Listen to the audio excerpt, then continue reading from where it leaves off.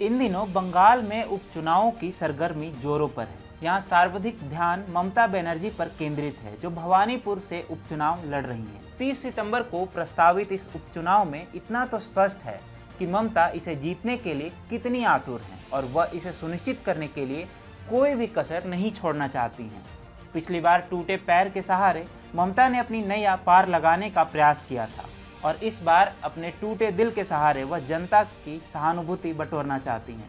असल में ममता भवानीपुर में पराजय की संभावना से इतनी भयभीत हैं कि वह चुनाव प्रचार के पहले ही दिन इमोशनल कार्ड खेलने लगी। हाल ही में भवानीपुर विधानसभा क्षेत्र से तृणमूल कार्यकर्ताओं को संबोधित करते हुए ममता बनर्जी ने केंद्र सरकार को नंदीग्राम की हार के लिए दोषी ठहराया और कहा कि उनकी साजिशों के कारण उन्हें दोबारा चुनाव लड़ना पड़ रहा है। नमस्कार, TFI पर आपका स्वागत है। मैं अभिनव आज आपको बताने जा रहा हूं कि कैसे ममता पिछली बार टूटे पैर की तरह एक बार फिर से इमोशनल कार्ड खेलकर चुनाव जीतने की कोशिश कर रही हैं। दरअसल उपचुनाव से पहले पश्चिम बंगाल की मुख्यमंत्री ममता ने इमोशनल कार्ड खेलते हुए कहा है कि केवल भगवान जानता है कि किस तरह 2021 के चुनाव हुए। केंद्र ने झूठ बोला फिर भी मुझे हरा नहीं पाए। नंदीग्राम में मुझ पर हमले के पीछे साजिश थी। बंगाल को लेकर भ्रमित करने के लिए 1000 गुंडे बाहर से आए। वे राजनीतिक रूप से नहीं लड़ सकते थे, इसीलिए उन्होंने कांग्रेस को एजेंसियों की मदद से रोका। अब मेरे साथ भी वही कर रहे हैं।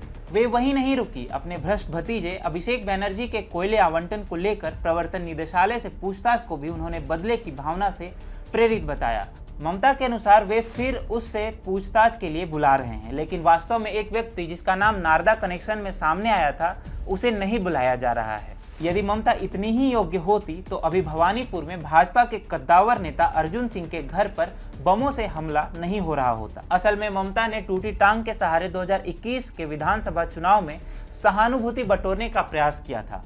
हालांकि ये प्रयास आंशिक रूप से सफल भी रहा था, क्योंकि भले ही भाजपा सत्ता की लड़ाई हार गई, परंतु प्रमुख विपक्षी के रूप में उभरने के साथ साथ कई सीटों पर वह तृणमूल से बेहद मामूली अंतर से हारी। इसके अलावा शुवेंदु अधिकारी ने नंदीग्राम में अनेक बाधाओं और चुनौतियों के बावजूद ममता बनर्जी को परास्त किया, जिसके कारण अब ममता के हाथों से सत्ता खिसकने का भय स्पष्ट दिखाई दे रहा है।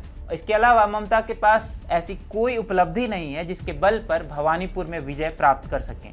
हिंसा के अलावा उनके पास कोई विकल्प ही नहीं दिखाई पड़ रहा है। लेकिन चुनाव आयोग और केंद्र सरकार की सख्त निगरानी में होने वाले इस उपचुनाव में भी इसकी संभावना कम है। यदि ममता भवानीपुर में पराजित होती हैं तो 6 महीने बाद उन्हें अपनी कुर्सी खाली करनी पड़ेगी और संभवतः तृणमूल कांग्रेस के अत्याचारी शासन पर भी पूर्ण विराम लग सकता है। ऐसे में ममता बनर्जी अब हर विकल्प निरर्थक पड़ने पर इमोशनल कार्ड खेलकर सहानुभूति बटोरना चाहती हैं, ताकि लोग भावुक होकर उनके पक्ष में वोट दें।